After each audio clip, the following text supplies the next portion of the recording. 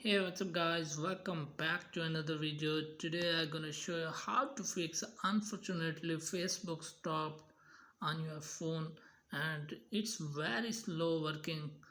So let's get started without wasting any time. First of all, open settings and scroll down. Here is application manager. Type it and type on Facebook. As you can see, there are too many options.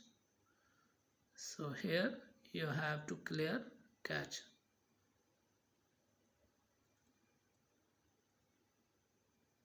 and type on manage storage.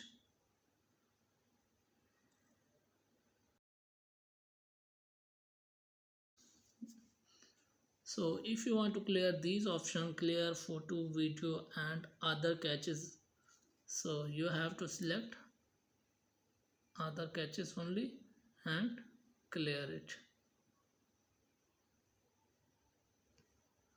That's it. So after clear caches, your Facebook will work properly. Thanks for watching.